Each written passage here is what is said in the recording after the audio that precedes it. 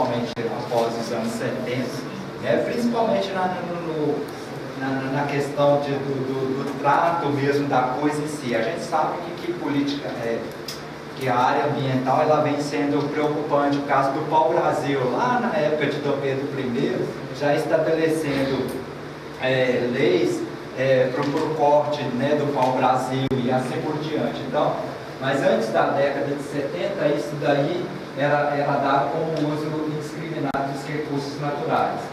A partir da década de 70 começou a questão, principalmente dos países em desenvolvimento, a questão da industrialização, um processo para dispersar poluentes, né? O meio ambiente era visto somente para dispersar seus poluentes, principalmente da questão da produção, né? A produção industrial ela via lá somente, né, para lançar os seus poluentes, principalmente se pudesse lançar o mais longe possível de seus próprios empreendimentos.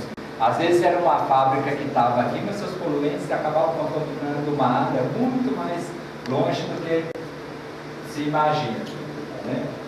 No final dos anos 70 e na década de 80, sistemas de tratamento já começam a aparecer, né?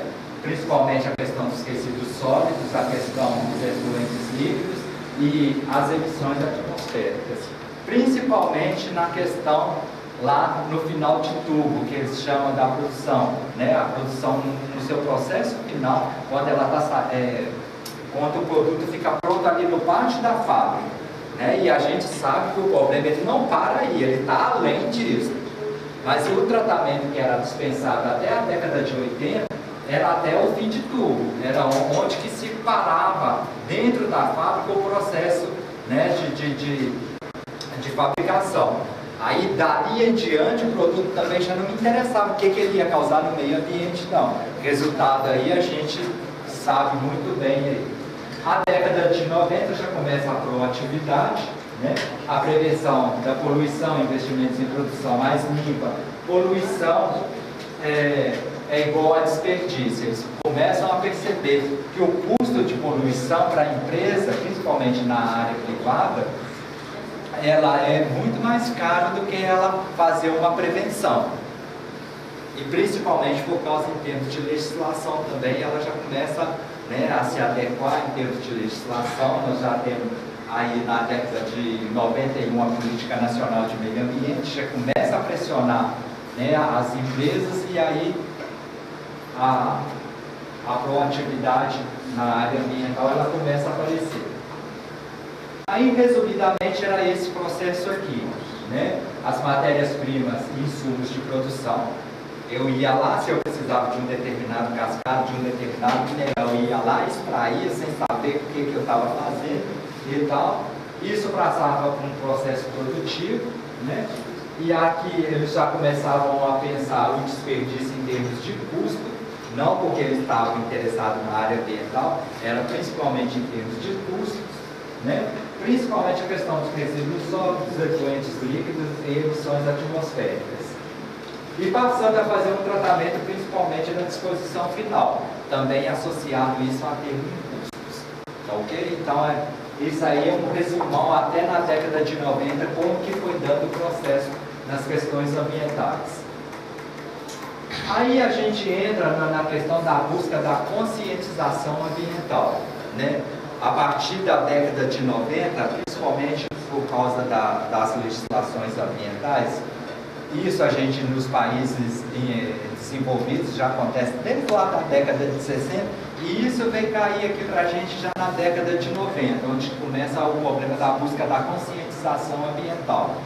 Então aí a gente é uma busca do equilíbrio, né? A gestão ambiental e o desenvolvimento sustentável associado, né, para buscar uma sustentabilidade maior, principalmente na questão quando a gente sabe que a necessidade, principalmente dos recursos naturais, é muito grande com relação ao homem. O homem depende diretamente da natureza em todos os sentidos, né? Não tem como a gente associar isso de forma nenhuma.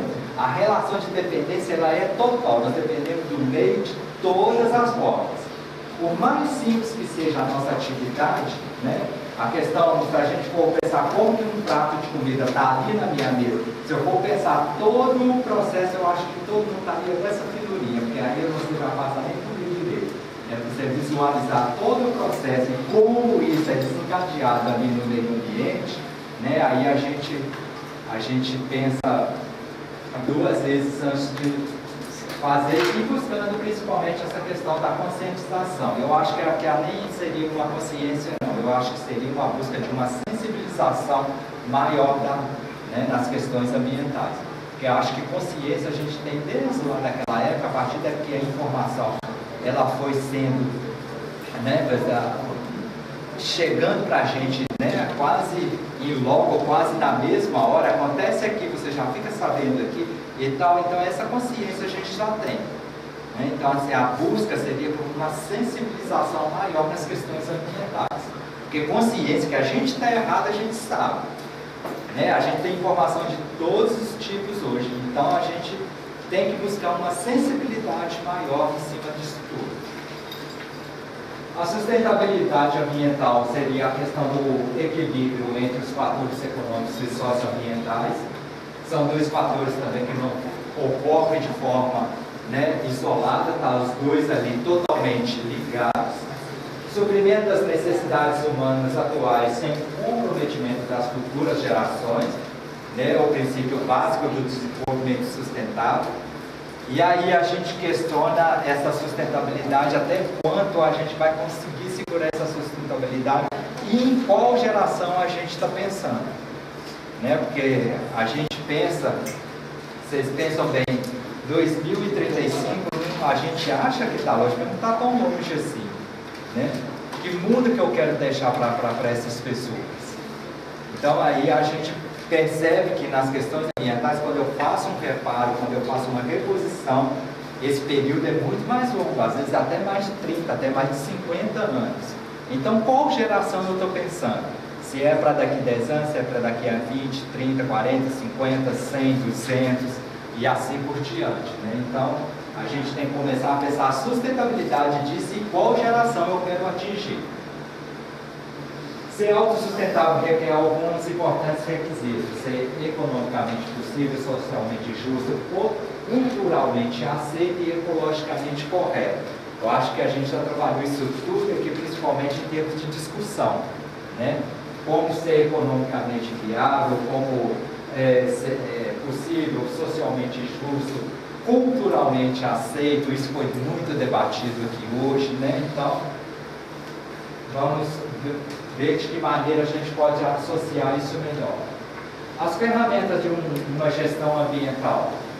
Os sistemas naturais que agem de diversas formas para neutralizar as perturbações aéreas impostas, buscar novos arranjos com o objetivo de alcançar um equilíbrio dinâmico, novas metodologias que hoje a gente tem, o licenciamento ambiental, a educação ambiental, gestão ambiental, isso tudo são ferramentas e processos que a gente pode trabalhar para equalizar melhor essa relação homem-natureza. Certo? Alguma pergunta, alguma colocação? Porque tem gente que já está querendo dormir. Vamos acordar? Vamos? Então, vamos lá.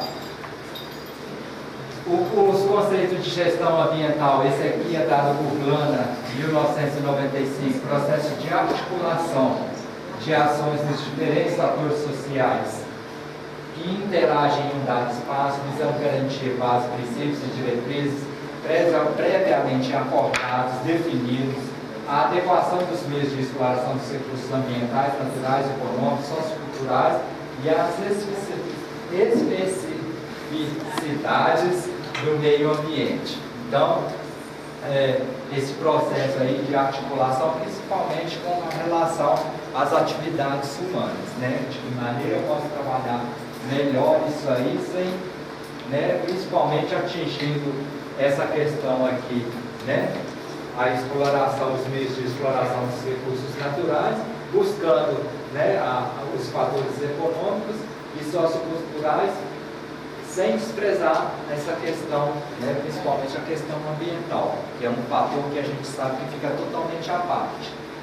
Eu acho a questão ambiental, ela ainda apesar da gente ter um trabalho e ter uma legislação de primeiro mundo, todo mundo sabe que o Brasil ele detém uma legislação na área ambiental que é respeitada em todo o mundo, porém a gente ainda está muito, né, a par dessas questões. O Genevaldo Freire dá outra conceituação, que é o conceito de medidas, procedimentos, que permite identificar problemas ambientais gerados pelas atividades da instituição, como poluição, desperdício, e rever os critérios de atuação, normas e diretrizes, incorporando novas práticas capazes de reduzir ou eliminar danos ao meio ambiente, o que eles chamam da questão do passivo ambiental, né? Vocês percebem que são dois conceitos que parecem ser diferentes, mas a sua essência ela tem o mesmo escopo, né? É dar uma equalizada nessa relação entre o homem, suas atividades e o meio ambiente, não é isso? Não é isso? Estou perguntando para vocês. Então assim, vamos lá, né? Eu tenho que dar meu conteúdo aqui, ele vai ser dado na íntegra. Vocês é que vão, depois a gente volta no segundo momento, pessoal, a gente vai ver se realmente tudo que foi dado aqui, ele foi assimilado. O plano de ação, ele mostra isso pra gente. No caso, tem algum telefone, por exemplo, para denúncia que está deprimindo o meio ambiente? Tem sim, a Semácia tem o 0800, que ele trabalha 24 horas por dia. Qualquer município do estado do Ceará inteiro. A denúncia vai compor, tem que ser pessoalmente ou não? Não, você liga para o 0800 275 2233. Esse é o disco de denúncia, você não precisa se identificar, você não precisa nada. Você vai ligar para lá fazer a sua denúncia. Você entendeu? Aí nesse aí ele vai te dar um número de protocolo e você vai acompanhar esse processo. A SEMAS não atendeu, outra iniciativa popular, você pode acionar o Ministério Público porque a SEMAS não atendeu esse protocolo teu. Aí você anota esse número e vá prestando atenção como está o seu processo de denúncia. Ela vai receber se for dentro das pessoas, porque tem coisas que são. A SEMAS não é da competência dela, ela vai te orientar no dia que você vai. E é receita e despesa da empresa. Na área ambiental, quando você faz uma contabilidade ambiental, é essas questões também. O ativo é tudo que os bens proporcionados pelo meio ambiente, e passivo seria o problema em si, né? Então, todas as despesas relacionadas com a área ambiental, ela é julgada como um passivo. A questão do lixo aqui, né? A questão, além do passivo ambiental em si, que está ali o problema em si, eu ainda tenho os custos inerentes para me reverter aquela situação. Isso seria um passivo ambiental dentro da contabilidade ambiental hoje. É o prejuízo que você deixa. Isso. Então, assim, o prejuízo tanto de ordem ambiental e em termos econômicos para me reverter aquela situação. Tudo isso entra nessa questão aqui do passivo ambiental. Né? Então, na contabilidade ambiental, ativo seria todo bem proporcionado e todas as economias que eu consigo fazer com relação, né, aos bens ambientais, e o passivo são todos os problemas e todos os custos inerentes à recuperação e à regeneração do quadro negativo. Tá? Entendeu? Os investimentos nesse sentido não entrariam no passivo. Investimento seria o quê? Olha só. Eu quero pôr você investimento na área ambiental. Bom, isso aqui que está fazendo é investimento. Isso aqui está lá no passivo ou no ativo? Isso aqui. Investimento, ele é uma receita ou é uma despesa? É um custo. Pode ser considerado gasto. Investimento. Assim, vamos pensar em outras formas. Então, fazer assim, em termos de para a sua empresa é difícil a questão ambiental. Por exemplo, um aterro sanitário. Você investe no aterro sanitário. Quando você está investindo ali, esse investimento ele tem a tentativa de tentar minimizar o dano ambiental. Minimizar. É lógico que o aterro ele causa um impacto muito grande. Mas, quando ele está dentro das normas, né, previstas de normas sanitárias, ele minimiza isso. Só que o aterro sanitário ele tem uma vida útil. Então, quando aquele aterro chegar no limite dele, você vai ter que construir um novo aterro sanitário. Aquilo que ficou é um passivo ambiental. Por quê? Porque você vai ter que investir naquela área para recuperar. Então, no lixão, então, nem se fala, né? Porque o aterro, com todo cuidado, você está drenando e tratando a questão do chorume, você está queimando os gases que lançam na atmosfera. Mesmo assim, você está cobrindo aquele lixo, né, aterrando e tal, ainda traz um grande prejuízo ao meio ambiente. Imagina um lixão que é só depositar lá e poluir. Então, onde foi um lixão, é uma área que por muitos anos ele não vai servir para nada. E você vai ter que investir para tentar recuperar aquela área. E aí, isso é passivo ambiental, que você deixa de prejuízo que tem que ser recuperado depois. Isso. Então, seria o investimento na construção e lá, né, entraria como uma receita, né, e os problemas, né, depois da desativação, ela seria uma despesa. Então, é praticamente isso. Tá? Toda vez que você vê esse equipativo ambiental, ele, né, então é dessa forma que ocorre. A contabilidade ambiental, ela é feita dessa forma. Certo? Respondendo a pergunta? Ambiental é muito difícil, porque assim, quanto que vale uma área poluída? Talvez seja essa razão. Quanto vale uma água que está poluída? Ou seja, é um valor que você, na economia, quando você vai estudar economia ambiental, é muito difícil. Então a gente consegue visualizar em termos do que está lá. Agora, você e a valoração ambiental é é muito diferente de pessoa para pessoa. Eu posso dar um valor para um recurso hídrico que você provavelmente não daria. Né? Aí entra, nós vamos entrar nessa esfera, nós vamos ficar aqui. Eu estudei 2 semestres só economia ambiental, então é um assunto que a gente iria longe aqui. Tá? Mas entendeu o que é o passivo? Basta pensar no que deixa um lixão, um matador, coisa que ficou claro aí a questão do ativo e o passivo. Agora, aí o conceito legal que é dado pela ISA 14001, que é uma certificação ambiental para a área privada, né, que é o conjunto de políticas, programas e práticas administrativas, operacionais e comportamentais que levam em conta a integração das variáveis econômicas, sociais e ambientais. Tá? Então isso aí a gente só percebe uma certa diferença quando você trata com os outros lá, mas a essência ainda está ali. Né? A gente vê 3 conceitos aqui para conceito legal de gestão ambiental e a gente percebe que toda a essência ela tem uma finalidade, né, comum.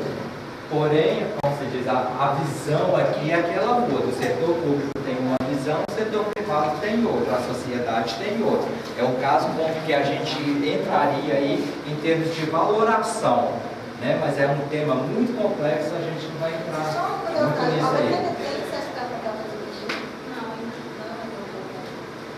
por exemplo,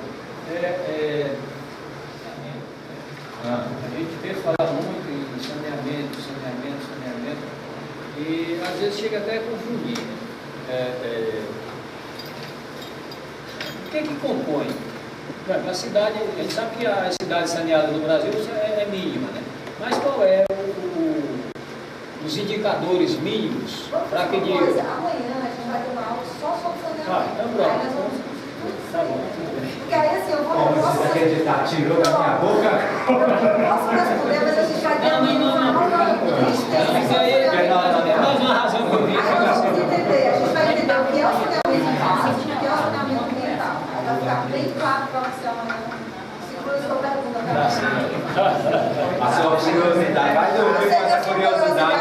Cada vez assim, mas é interessante, mas saneamento é uma coisa mais terminar a pergunta. Eu penso terminar amanhã. Não, mas a gente não Mas eu sabe.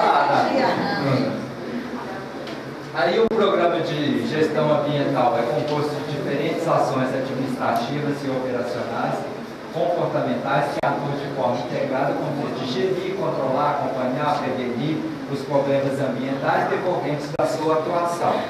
Apesar de ser uma definição, né, da ISO 14001, a gente percebe que a gente faz isso em todos os sentidos também. Né? Essas definições aqui de ações, principalmente administrativas e operacionais, qualquer setor, até uma simples gestão ambiental na minha casa, eu tenho que definir quais serão as minhas atividades, né, as minhas ações administrativas e as minhas administrações, as minhas ações operacionais. Então, isso aí é muito bem definido, mas ela cabe em qualquer lugar. Tá? Quais que são os objetivos da educação ambiental? Da gestão ambiental. Estou tão acostumado com a educação ambiental. Qual que é os objetivos da gestão ambiental, pessoal?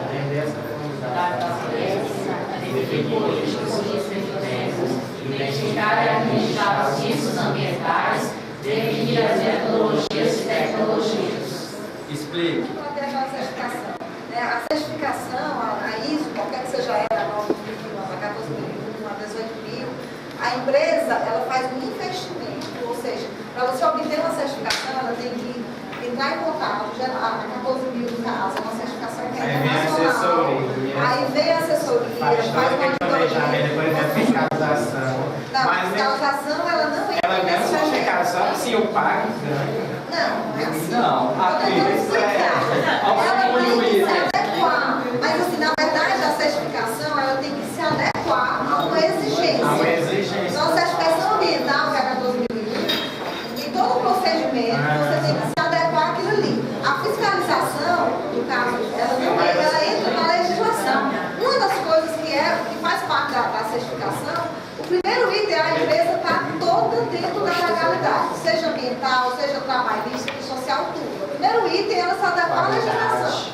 Aí, a partir daí, e você ter uma certificação, na verdade, para a empresa privada, ela agrega um valor ao produto dela. A empresa que tem uma certificação, se ela vai exportar, por exemplo, hoje, na Europa só recebe produtos de empresas certificadas. E na administração pública, a gente tem um equivalente que seria a A3P. Só que na empresa pública, a gente não pode ter uma certificação, porque a gente não é uma empresa que agrega valor. Ninguém pode vender o produto. A empresa pública, ela gerencia, que é o coletivo. Então, a gente tem a A3P, que é a Agenda Ambiental da Administração Pública, que seria o equivalente a uma certificação 14.001 para uma empresa privada. Tá? Então, assim, na verdade, a certificação é o investimento da empresa. Ela vai investir para que a empresa dela esteja legalmente em todos os sentidos, e isso vai trazer um ganho para ela no sentido de valorizar o produto dela, que hoje é muito forte. A empresa está, trabalhando dentro dos preceitos. A auditoria vai olhar se lá você está dentro de uma conformidade conforme a legislação. É isso a nível nacional, federal, municipal, estadual, municipal e tal.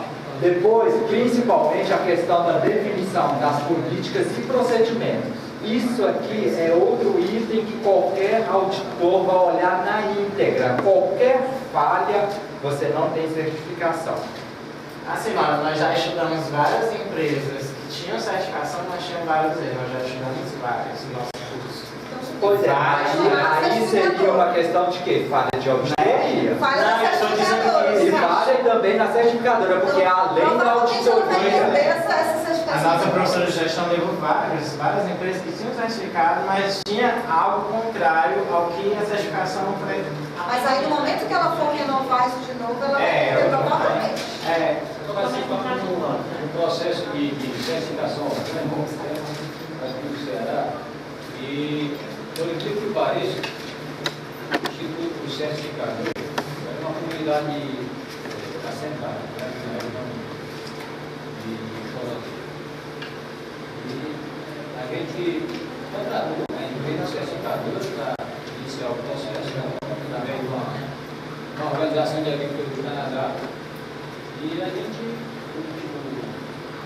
o certificador, o técnico, veio iniciar o processo, a capacitação, E essas certificadoras, elas são bem rígidas mesmo, porque principalmente quando é o caso de exportação, você, além de obedecer o que está prescrito aqui no Brasil, você ainda vai ter que atender a legislação para aquele país que você vai exportar. Então, assim, é um processo bem complicado. A gente tem um exemplo muito grande agora do barramento da questão do suco de laranja brasileiro. Né? Então, assim, chegou lá, identificou um problema lá, não, isso aqui não entra no nosso país, porque está fora da nossa legislação. Então, além do atendimento da legislação brasileira, ainda tem a legislação daquele país ao qual vai se exportar. Então, são vários fatores. E entra nesse detalhe aí, uma falha de certificação, ela pode estar muito bem direcionada à questão da auditoria. A auditoria pode ter falhado em alguma coisa. Ou esse problema veio acontecer depois da auditoria. Você ganha uma certificação e por negligência ou imperícia você começa a cometer determinadas falhas, né, que a gente tem não, já consegui mesmo, agora eu vou começar a dar uma... Nesse aspecto aí, eu estou trazendo essa reflexão, porque existem certificadores e certificadores, né? Sim, lógico. Resultado, essa comunidade, 260 famílias, vinha passando a castanha, ou vendendo a castanha, para uma determinada empresa daqui do Ceará, que havia se comprometido em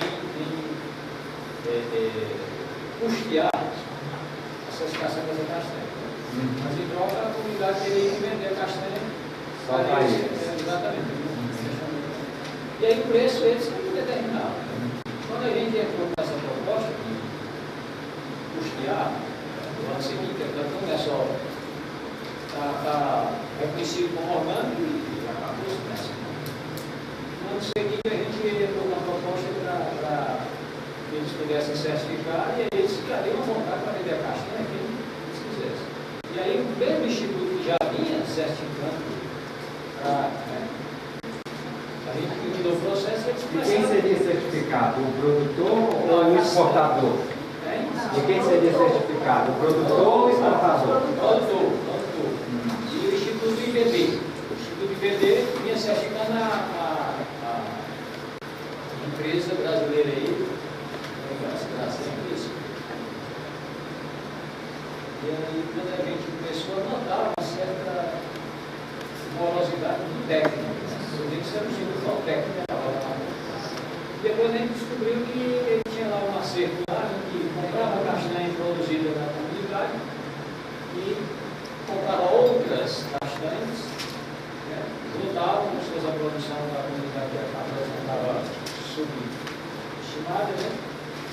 E ele estava na verdade, sim, a credibilidade das certificadoras. Então, aí, nesse sentido, a gente começamos a perceber isso aí resultado, ele começou a emperrar a coisa, passou um ano do contrato, do contrato inicial, o instituto já tinha recebido o dinheiro e terminou-se perdendo o trabalho. Agora, sim, eu só queria chamar a atenção, todo mundo agora falou essa questão de ganha a certificação. Mais uma vez, quando é que você ganha alguma coisa? Alguém pode chegar e lhe dar, não é isso?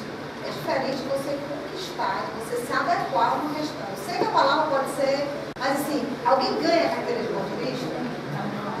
Não, você obtém através, então assim, é importante, a certificação não é que você ganha, você se adequa a uma série de procedimentos e normas, e aí seu produto é certificado. Né? Pode, eu acho a palavra ganho inadequada para a certificação, porque dá a impressão que alguém chega e lhe dá. Ou não intenção, é. Você obtém, você se quadra. Vamos voltar aqui, porque senão a gente não consegue acabar esse caso de gestão, nós temos outra coisa para fazer assado. Então vamos lá, vamos passar. As estratégias da gestão ambiental, né, diretrizes e objetivos claros, né, quando eu vou definir lá quais serão os meus objetivos com a gestão ambiental, eles têm que estar muito bem definidos, muito bem claro para aquela pessoa, né, que chegar e ver o meu trabalho lá de gestão ambiental, entender, né, ter credibilidade, envolvimento, integração, comprometimento, motivação, comunicação e principalmente uma coisa que a gente quase não tem, que é a questão do feedback. Às vezes, nos órgãos públicos, na empresa privada, isso tudo acontece muito. Às vezes a gente vai lá, trabalha no projeto de implantação de uma gestão ambiental e tal, e quando está lá tudo funcionando e tal, eu não tenho retorno daquilo que foi feito, né? Qual que foi o resultado dessa ação de implantação da gestão ambiental? Isso acontece em todos os setores. Então, um dos principais instrumentos aqui, até principalmente para mim fazer esse processo aqui de motivação da equipe de implantação de gestão ambiental, é eu dar um feedback para todos os participantes do meu programa de gestão ambiental. Porque quando você faz um programa de gestão ambiental, você não inclui a organização como um todo. para um programa de gestão ambiental acontecer de fato, eu não tenho que estar com todos os atores sociais daquela comunidade, daquela organização, daquela instituição envolvida no processo. Então, como eu envolvo todo mundo e depois eu não dou um feedback para elas? Eu não comunico como está sendo o processo, como está o resultado do processo. Aí eu vou mexer onde? Eu vou começar a mexer nessa questão da motivação. Né? O índice motivacional ele tende a cair quando eu não dou esse resultado aqui. Então a gente tem que tomar muito cuidado com esse último item aqui. Às vezes ele é um fator de motivação para que aquela equipe trabalhe cada vez mais em prol da gestão ambiental funcional.